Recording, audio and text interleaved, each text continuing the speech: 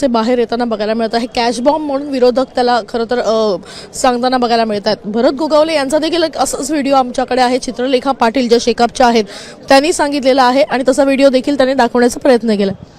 आता हे व्हिडिओ वार आता वेगळा सुरू झालेला आहे। राजकारणामध्ये एकमेकावर आरोप प्रत्यारोप करणे मी समजू शकतो, पण आता हे व्हिडिओ कसे तयार व्हायला लागलेले आहेत म्हणजे घर का भेदी लंका ढाये असं पद्धतीने मला वाटतं हे सर्व चालू आहे। कोण करतं याचा एकदा तपास लागला पाहिजे।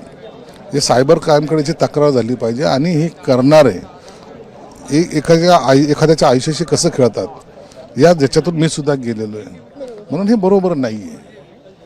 हे व्हिडिओ माफ करणे, ते बनवणे, ते टाकणे हे मला वाटतं अत्यंत चुकीचं आहे। याचं कोणीही समर्थन करणार नाही।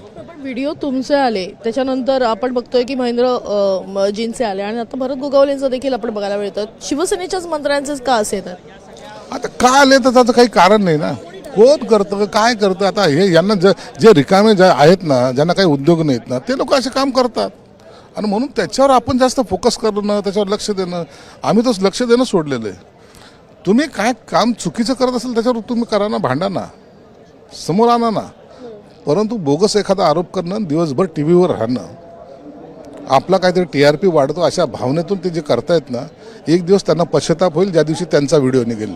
शिवसेनेच्या मंत्र्यांना याच्यामध्ये टार्गेट केलं जात आहे असं वाटतंय का तुम्हाला? नाही, आम्ही काय टार्गेट वगैरे असे नाही, काय माणसं टार्गेट होतात का?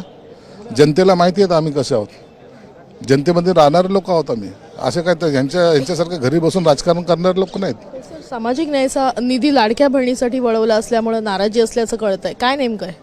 कोण सांगितलं नाराजी? मी दर महिन्याला, आजच नाही दर महिन्याला मी 410 कोटी रुपये माझ्या खात्यातर्फे लाडक्या बहिणी योजनेसाठी देत असतो आणि ही आमची जबाबदारी, सामूहिक जबाबदारी, एकट्या मुख्यमंत्री किंवा उपमुख्यमंत्र्याची नाही, तर प्रत्येक खात्याच्या त्या मंत्र्याची जबाबदारी आहे। म्हणून आमचा निधी हा आमच्याकडून वळत केला जातो आणि सर्वांचे म्हणून दर महिन्याला लाडक्या बहिणीला निधी दिला जातो आणि त्याच्यात काही गैरपण नाही आणि म्हणून नाराज होण्याचा काही प्रश्न येत नाही। लाडक्या बहिणीच्या योजनेमध्ये मोठा घोटाळा होतोय असा आरोप सभेमध्ये खरं तर विरोधी पक्षांनी उचललेला बघायला मिळतो आहे। हा मुद्दा खास करून सुनील प्रभू, नाना पटोले यांनी हा मुद्दा प्रामुख्याने उचललाय। जयंत पाटलांनी देखील टीका केलेली बघायला मिळत आहे।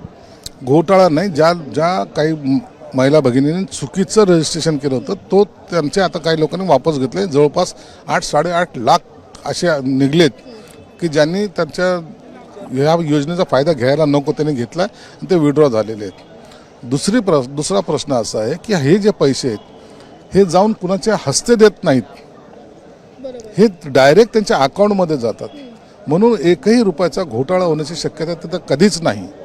आणि ज्यांना हे एवढंच कळत नाही की एखाद्या हाताने जर कॅश द्यायची असेल तर त्यातून 100 रुपये काढू शकतात, परंतु जेव्हा अकाउंटमध्ये पैसे जातात तर त्या टायमाला भ्रष्टाचार होण्याचा प्रश्न येत नाही।